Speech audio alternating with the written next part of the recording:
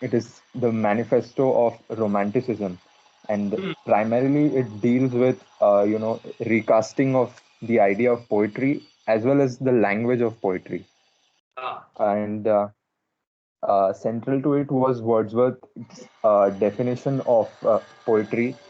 So, am I audible clearly? yeah, There's quite some audible. You're construction. quite audible. Yeah. Uh, so Wordsworth is saying that poetry is recollection of emotions in tranquility, and uh, as we talked, he lays emphasis on individual subjective experience, and what is also cardinal to his thought is also, this shifting the emphasis on expression rather than imitation, which was the case Right. for uh, neoclassical definition Yes. of poetry, which Right. focused on mimesis. And then we talked about how his idea of nature, the rustic life is central to his idea of nature as Hmm. against this city. Yes. And uh, then and we also talked about how the lyric form is the most important genre of romanticism, besides the ballad form as well, which I'll discuss. And Right.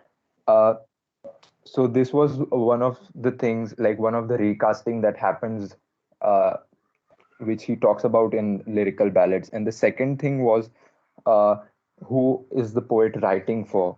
And as you said, Pope and Dryden, for Pope and Dryden, literature and poetry was something, as a sort of conversation between the scholars and scholars from the upper class and the elites. But Ah, Wordsworth is definitely subverting it when he talks about using the language of the ordinary people, and also talking about the experiences of the ordinary people. And hmm. his reason for doing this is because the rustic life is less inhibited, and it is closer, less inhibited by the scientific rationality, and it is closer to the state of nature, Hmm. and their expression is more, I'm like quoting Habib, like it is more authentic and it is more beautiful. And Yes. it is in this context that you told, uh, discussed why the folk model of expression becomes important, and why the lyrical ballad, incorporates the ballad form. Uh, Hmm. and uh, so folk becomes the model of literary expression rather than imitating the classical or the epical models. And Right. what we also talked about is Wordsworth's democratization of the notion of poetry, and Hmm. how the poet talks to the people rather than talking within, having a conversation within the social elites. And then in the end, we talked about how he's relying on the classical models when he uses the definition of poetry given by Aristotle. And Hmm. how Aristotle's when Aristotle talks about the universality of poetry and its status above history, going beyond the particularities, he uses the definition of Aristotle to subvert the bourgeois rationality and Exactly. pragmatism and Yes. objectivity.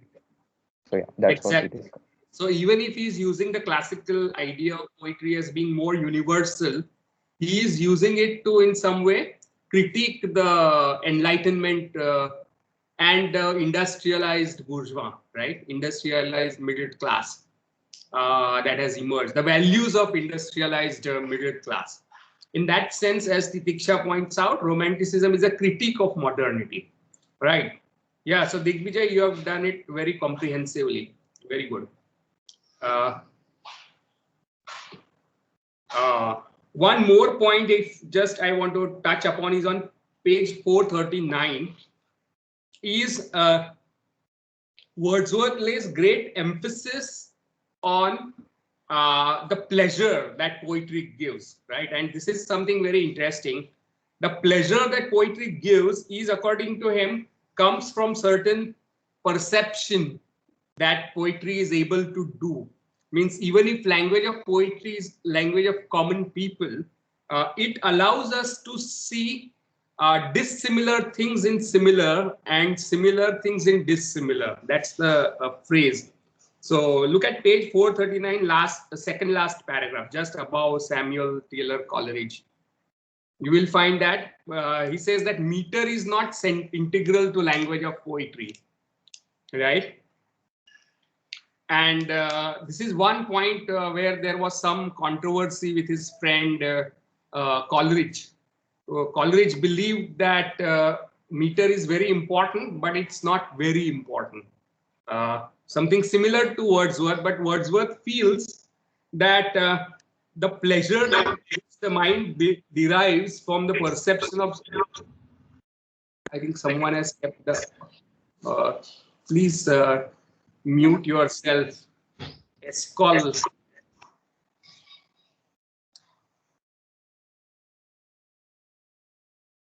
Okay.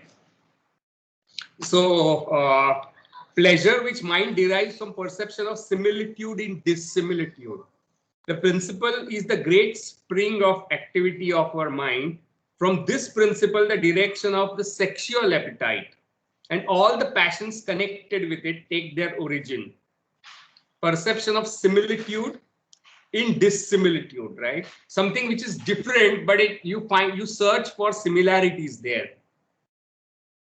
And that means you basically look for novelty in something which is not novel, or the other way around, right? It is the life of our ordinary conversation upon the accuracy of it take their origin. It is the life of our ordinary conversation. So language of poetry, according to him, is the language of ordinary conversation, but accuracy with which similitude in dissimilitude and dissimilitude in similitude are perceived depend upon our taste and our moral feelings. So what do we get pleasure out of? We get pleasure out of our ability to see something new in the everyday, something which is routine, but at the same time you also see something which is routine in something that is novel. So you find, and this is what even Coleridge will state in his very famous Biographia Literaria. And this ability or this faculty of our mind is responsible for pleasure. And so language of poetry, according to him, is language of ordinary conversation. And this is ordinary conversation on top of which you have added meter and verse, right? So it's almost, for Wordsworth, language of poetry and language of prose are not essentially different. And this is where his friend Coleridge would differ. He would say that language of poetry is essentially different from language of prose, right? So there is this difference among the friends, and there was also a fallout between them later on. But right now, this is one point on which they differed, something that we will discuss when we're looking at Coleridge, right? Okay. What is Digvijay saying? Quite like metaphysical notion of looking for similarity in dissimilar thing, right? I'm not sure whether it is metaphysical, but it's, for him, it's the question of taste, question of source of pleasure, as well as moral feelings. Now that is also something very strange. He does not elaborate by what he means by that, basically. In some sense, it's searching for universal truths which are clouded by convention, authority. But classical thinkers, as Habib points out here,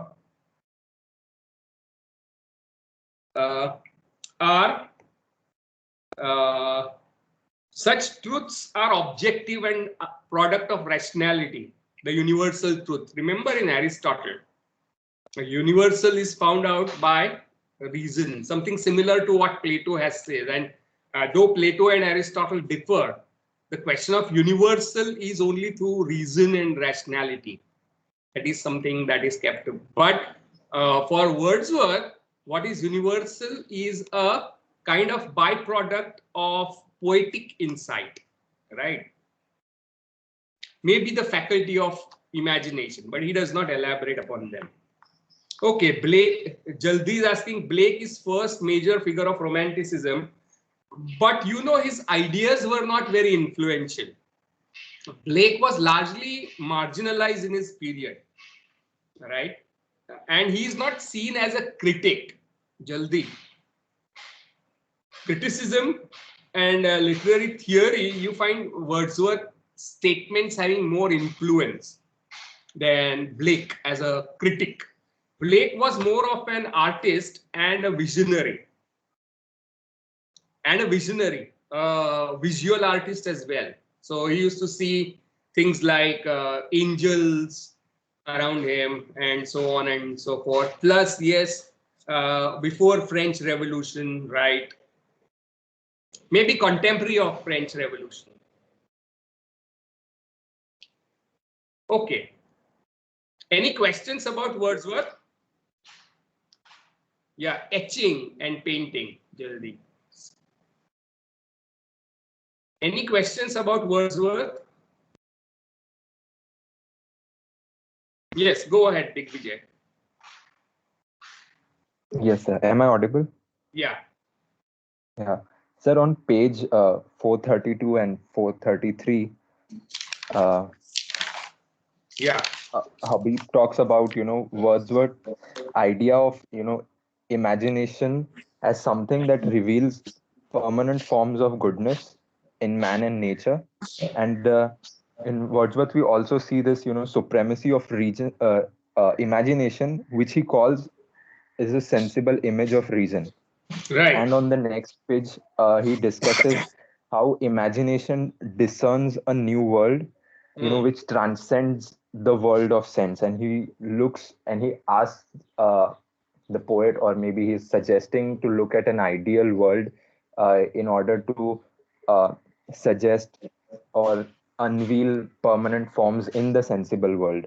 And there is this notion of universality and permanence very central to his poetics.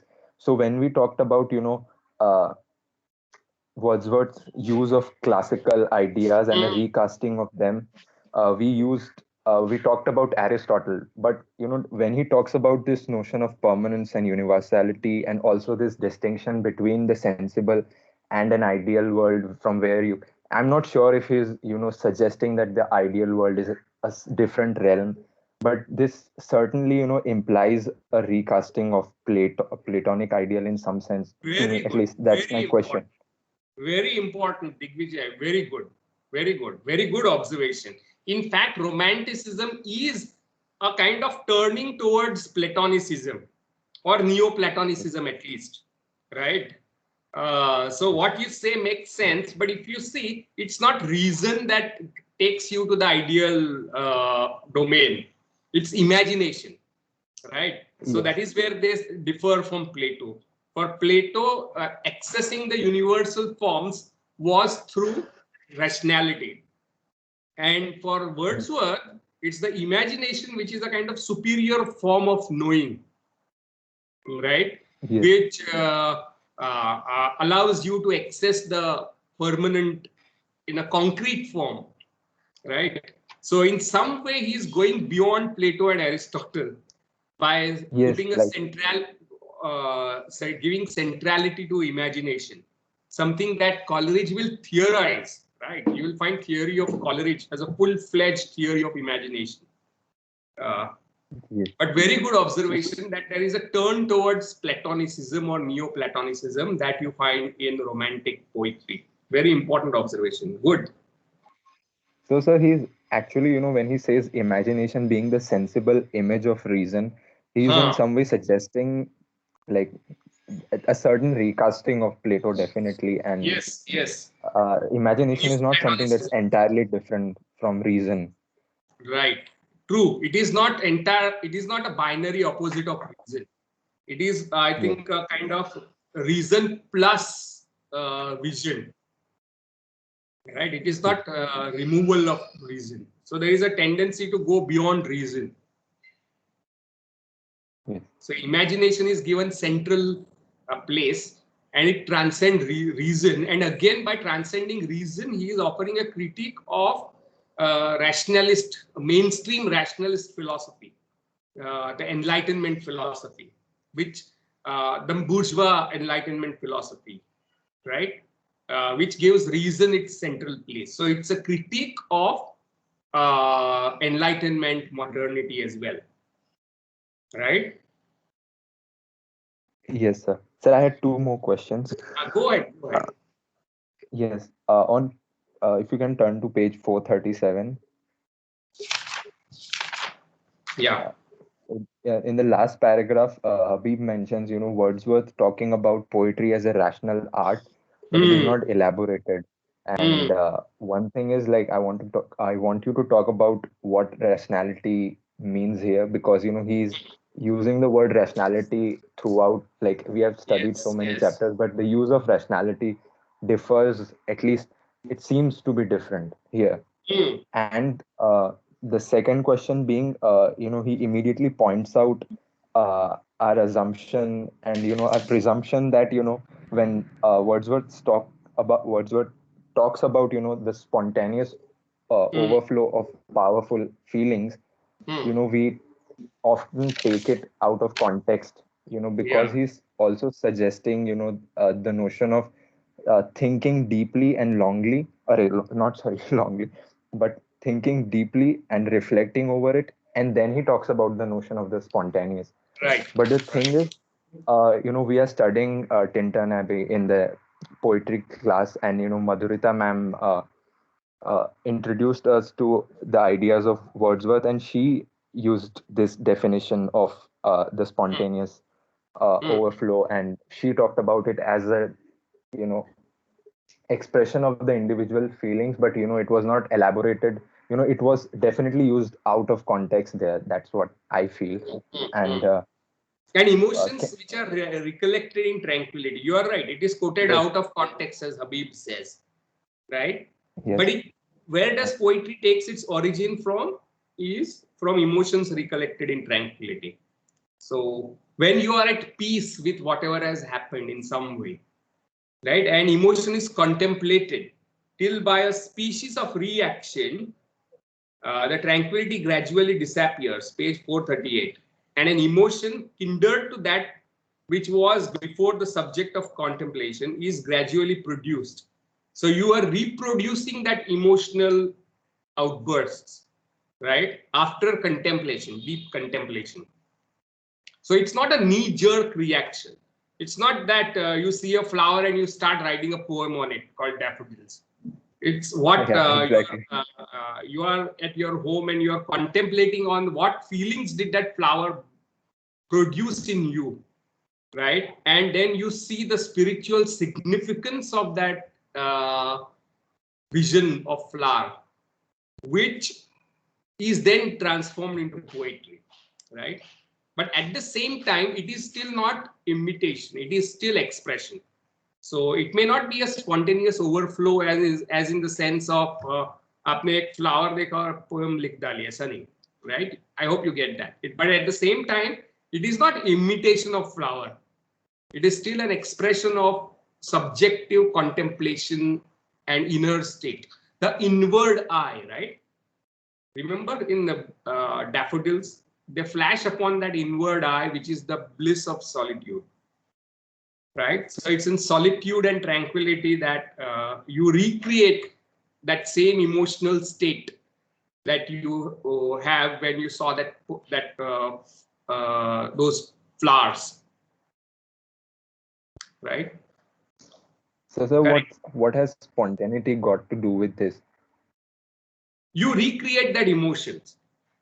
Uh, that's what it's gradually produced. Look at page 438, the entire passage.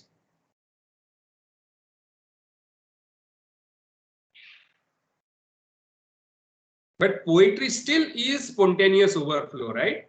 Its place of origin is different, but poetry is the spontaneous overflow of powerful feelings. It is not product of rationality or imitation in any sense of the word, right? Yes. It's expression of subjective emotional states. And that is what we meant by recasting of the definition of poetry. But you are right Okay. about taking these things out of context. Yes. And sir, what about the notion of the rational art? So what do we mean by rationality is I'm not sure. There is some ambivalence towards rationality, right? So there is a kind of, for him, rationality is not the opposite of emotions. It seems to be a kind of first step, and then next step is that of imagination. That's his theory of mind.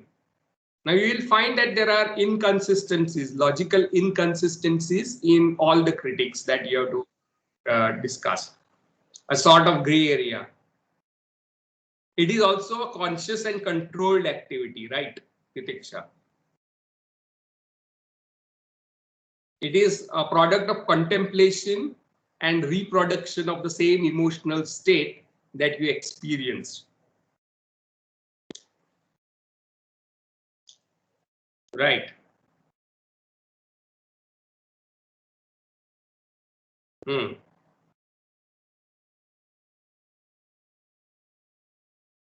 Right. Okay. Anyone else has a question about Wordsworth?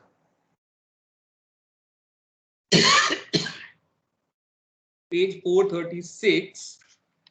Smith is saying its last line, aesthetic theories. Page 436.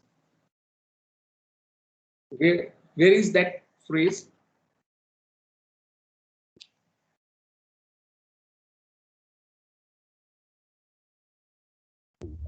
It's the last line. Hence, even the poetic imagination here is enlisted in the service of broad realism. That was In support of such realism, Wordsworth cites classical authority. just about that. Above that, okay.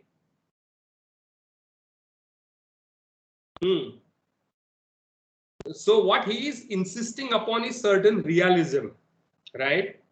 And it connects to the question of rationality that Digvijay brought up.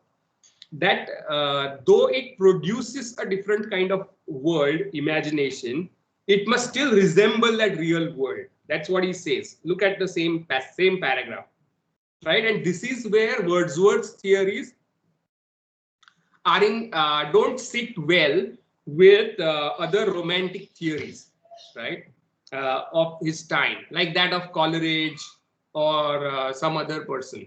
We'll look at those theories as we proceed, right? So there is some emphasis on realism. If you look at Solitary Reaper or Daffodils, it is not, a poem is not entirely a product of imagination. It has certain groundings in experience of reality, right? So that is where he is not completely uh, consistent with other romantic theories that we will study later on. For example, Keats' poems like Eve of St. Agnes would be about a medieval episode, right, or tale. So that is completely unrealistic, a folk tale. Or Kubla Khan that you study is completely a product of poet's imagination. Or story like Rime of Ancient Mariner that you studied is a story, right, which is completely imaginary. While Wordsworth's own poems have some grounding in reality and realism, right? So this is where Wordsworth is different from other romantic theories. Good questions. I think all these questions are very good. Any other question?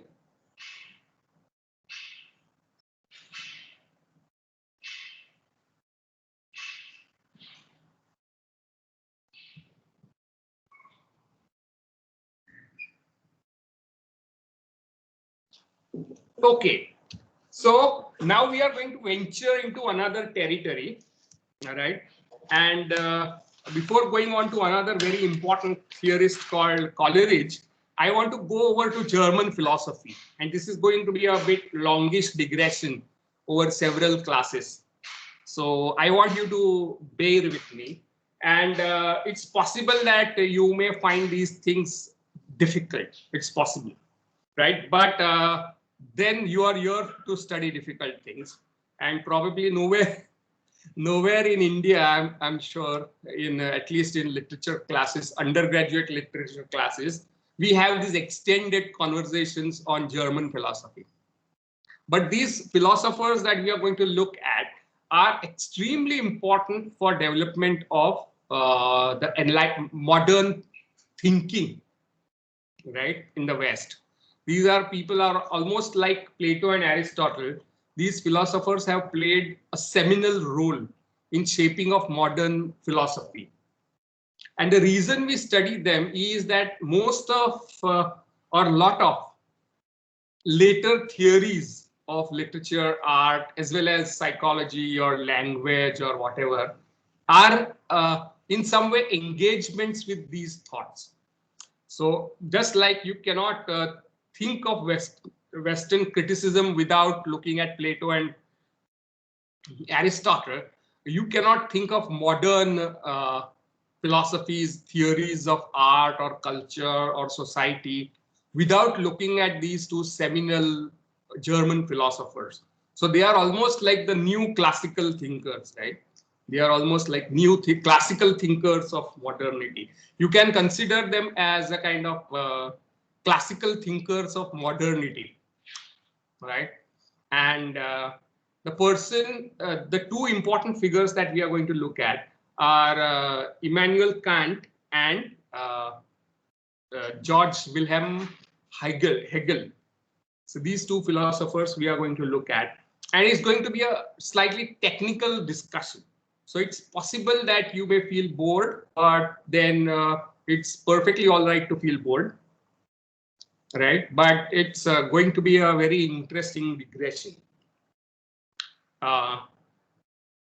If you go back to our 5th semester, one of the reasons or one of the objectives that we had in looking at history of Western criticism is to understand modernity, right? Because modernity is a very important question for us as people of in India, where question of modernity cannot be separated from the questions of colonial history and westernization, right? So what do we even mean by modernity? And some of the most important statements about modernity, right, in full-fledged philosophical thought are found in Kant and Hegel. Just like we discussed Aristotle's logic, we discussed Aristotle's metaphysics, just like we discussed Plato's metaphysics, Plato's politics, to understand what he has to say about art, right? In same way, we have to look at Kant and Hegel's metaphysics, their philosophy, their ethics, and their logic, right? To understand what they are saying about art. So to understand Kant on art and Hegel on art, we have to understand their philosophical systems in totality. Something that we did even for Plotinus and Neoplatonic thought. We went into a lot of metaphysical thinking about nature of reality, about the structure of the universe or whatever, right? Or mind and all that. If you remember, in Neoplatonicism, in Plotinus, we looked at how ideas of one and trinity and how Plotinus recasts Plato, right? So we went into great detail to look at to reach the point where we start thinking about what they have to say about art and literature. Kant and Hegel are extremely influential philosophers of art and literature as a form of art, right? So that is one of the reasons. More pragmatic reason is that their thinking has great influence on Coleridge and later thinkers, on British Romanticism as well as on American Romanticism. You find great influence of Kant and Hegel. So that is also a reason why we are studying it. That's a more practical reason. So let's start looking at Immanuel Kant, right? And what I'm going to do is I'm going to share my Word notes because we don't have a Blackboard. So, but before I do that, let's visit his very important statement by Kant called "What is Enlightenment?" Because that I don't know if I discussed this last semester. Did I? Yes, sir, you did. Okay. By any chance, anyone remembers anything? You may be wrong, but try.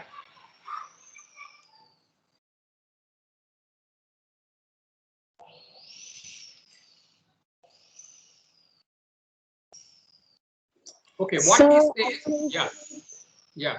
so I Go ahead. think courage to think for yourself, something on those lines. Can you just come again? I'm unable to hear you clearly. Yeah. So Nitish. courage to think for yourself. Right. Hmm. Yeah. Exactly. Right. Yeah. So he defines what is enlightenment. So Kant says enlightenment is ordere sapere. I don't know how it is pronounced, or to courage to think for oneself. That means what is truth is not to be sought because a tradition says so or because it's said in religion, right? So religion and tradition or authority figures, right? The peers or your elders or your parents, just because they have said it does not mean it is true, right? Or something is true just because it is said by an authority. So using your own mind to find out truth is what enlightenment means. And for Kant, that is a sign of maturity of humankind. And humanity's maturity is reflected in use of rationality. And you can see that this idea of rationality is very different from the idea of rationality in Plato. While Plato does say that rationality alone can give truth, right? But the focus is not so much on individual subject as a user of reason, right? And reason is still within a metaphysical or theological framework. Reason is a gift of God, right? And that's why it is still within a kind of religious system that reason is accepted. So even if you go to Saint Augustine and later Saint Aquinas, whom we did not discuss, but all these people give emphasis on reason, but this reason is a gift of God which tells you how to live life according to Bible, right? So reason is put in service of religion. But what Kant is saying is that reason is almost unfettered. Reason is the sole mode of finding truth, right? Reason is almost autonomous. And this thinking, and it has something to do with individual subjectivity or as a person. As we say, don't just believe because your parents or teachers or your politicians or religious leaders say something is true. Use your own mind. That is the central idea in enlightenment, right? And you can see that how it is a kind of radical position for those times. At the same time, it's an expression of new industrialized middle class morality and rationality, right? The bourgeois thought. So rationality is an expression of bourgeois thought of Enlightenment period, and it became mainstream, right? Rationality becomes mainstream, and we discussed the precursors to rationalism like Francis Bacon, David Hume, John Locke, Hobbes, right? These are important thinkers who placed central emphasis on rationality or scientific method, right? Using your own mind. And that is the cornerstone of enlightenment. Interestingly, if you look at it, what Kant does not question is its own historical location, that it's an expression of middle class morality. It's an expression of middle class thinking, industrialized bourgeoisie, right? Industrialized middle class. And this is the class which is also responsible for colonialism.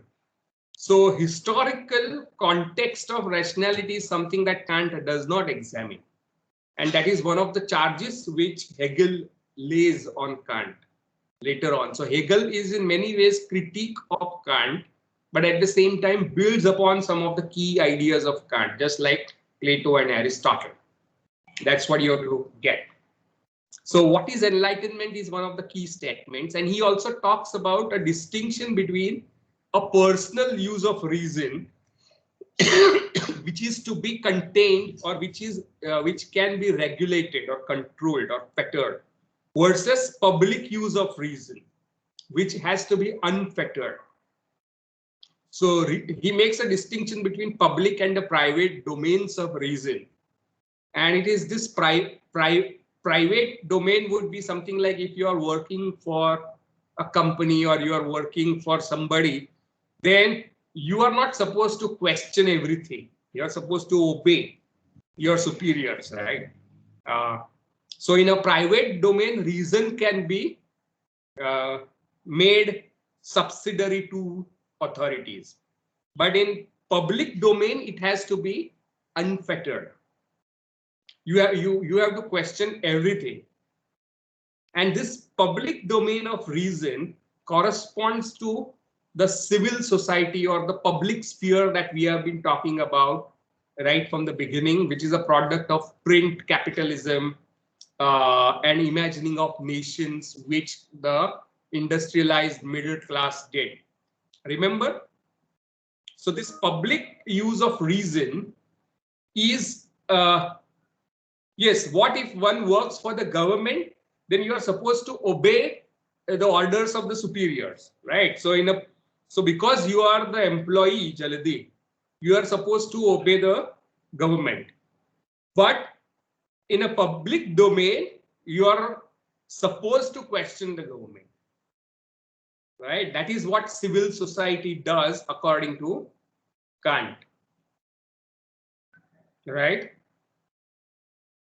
Does that, so that distinction between two spheres of reason is what he explains in what is enlightenment. So then wouldn't it be like, so where would an individual stand? Like what would his thinking be? You may disagree with certain government policies, and this was the case back in that day, right? When government, the industries were coming up and all of that was happening. So many people might have been at odds with the government, and they might be working in those places. So how would that work? So that's how he makes a distinction. He doesn't make it, but it's implied, is the distinction between civil society and the political society. The political society in those time was not like our society, right? It was still monarchy. He was working for the Prussian king, right? So monarchic system. You're talking about 18th century, right? Not a modern society like ours, democratic society like ours. This is something that we should keep in mind, right? So if you are a bureaucrat, if you are in army, then you are supposed to obey your superiors. Otherwise, the work won't proceed. If soldier starts questioning their boss, then there won't be any war, or you will lose your war. So in private domain, he says reason can be fettered, but in public domain as part of civil society, outside the political society, you have to question and deliberate upon everything that government does. So this is where the whole question of public intellectual comes in. right? Public intellectual is a person who uses reason in civil society, right? He or she is not affiliated to government or political society, but critiques and debates and deliberates upon government decisions, right? Or the state of society or whatever, larger issues. So this is the beginning of that kind of phenomena of public intellectual, public space, public sphere. It is not still, it is not a society like ours, democratic society, right? Jaldi, putting it in historical context. Yes. So if somebody is working for government, you are not supposed to question your all employers. Right. It will probably be clearer as we move further. And plus, this is very early part. There is no democracy yet, right? He is talking at the period of some years before French Revolution, and it is only several decades after French Revolution that you have phenomena of democracy of modern kind that emerges. Maybe after his death, several decades. Right? Yes. So this is probably the emergent theorization of public sphere. And that is what another modern German philosopher contemporary to us named Jürgen Habermas, right, has talked about public sphere. So you can see that there is a tradition of German philosophy, right from Kant to Habermas, who is a major living philosopher of modernity. Right, Habermas is still living. So there is a tradition of German philosophy that we are acquainting ourselves with. Right? Okay. So now let's look at some of the things associated with Kant. I will just start. I don't think I have much time, but I can just give you a brief overview of this. Can you see my Word file? Screen that is shared? Yes, sir. Yes, sir. Notes on Kant, right? So Kant is 1724 to 1804. And his important books are these: Observations on the Feeling of Beautiful and Sublime, which is very important statement, because sublime becomes an important theoretical statement for Kant. And there are three important critiques. The Critique of Pure Reason, 1781. And you can see it's not yet, French Revolution has not yet started. And then the question, answering the question, what is enlightenment? Something that we discussed just now. Then his other works are Groundwork of the Metaphysics of Morals, 1785. Critique of Practical Reason is his statement on ethics. And Critique of Judgment, in which he expounds his theory of aesthetics, which is very important to us. So these are important books. These three books, the Critique of Pure Reason, Critique of Practical Reason, and Critique of Judgment, are central texts to modernity. And what is interesting is the critique. By critique, you mean examination, critical examination of strengths and weakness of a particular position, right? Critique does not mean fault finding or criticism. Critique is a sustained inquiry, intellectual, philosophical inquiry into strengths and limitations of certain positions. Is that clear what we mean by a critique?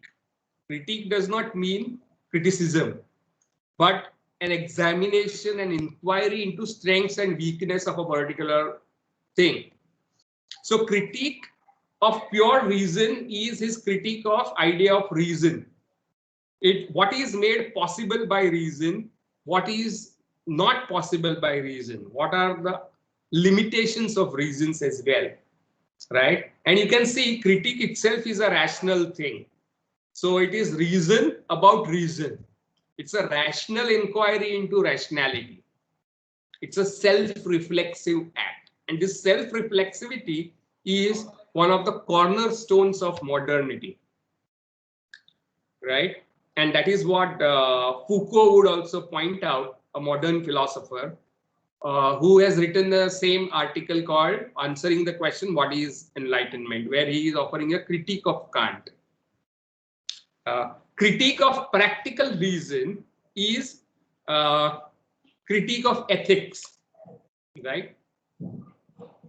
Critique of judgment is his critique of human ability to make judgments like this is good, this is right, this is wrong, or something is the way it is, or something is beautiful, right? Something that we will discuss. And this is a historical context, American, right. Actually, this is not critique of pure judgment that we are talking about. We are talking of critique of pure reason. And he argues that all philosophy ultimately aims to answering three questions. What can I know? What should I know? And what may I hope? Right? And why is Kant important to the study of British Romanticism is because he is first to elaborately theorize the idea of autonomy of art, right, as something that is going to be central to modernity.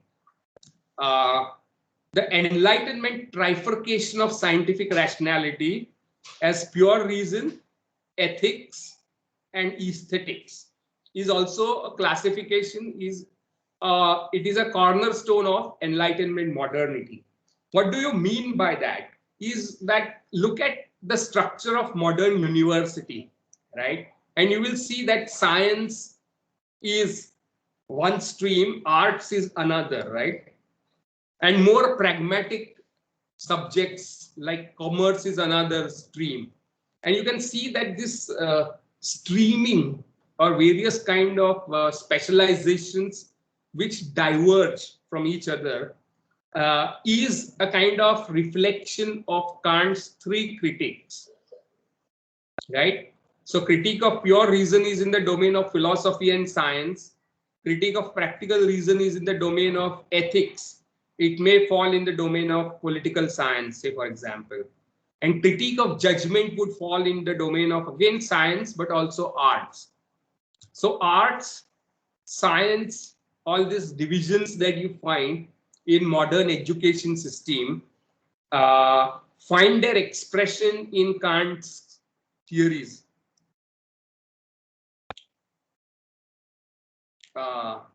Which is something strange because Aristotle would not have made these kind of clear-cut divisions.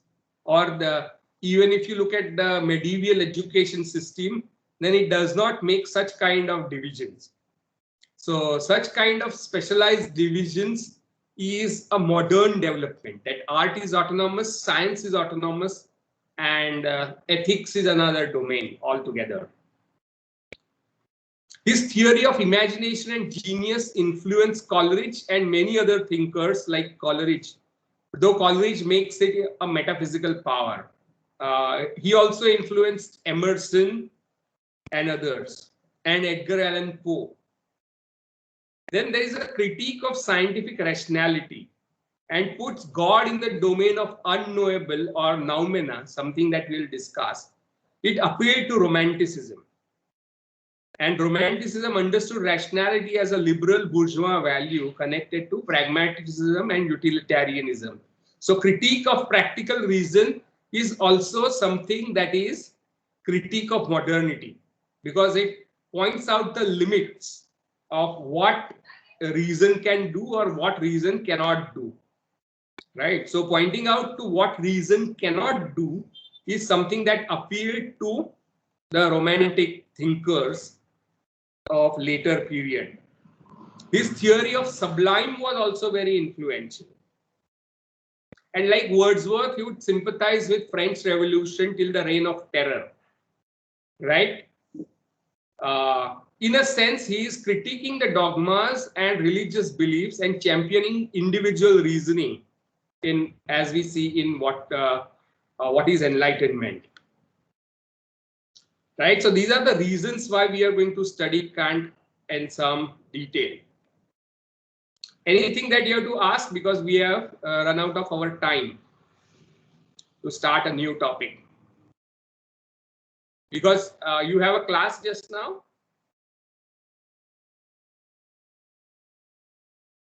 Or you have class at 1:10. We have class at 1 o'clock, but we have a presentation for which we need to prepare. So. Right. So I'm stopping here for today, and we'll discuss the Kantian system next week. Right.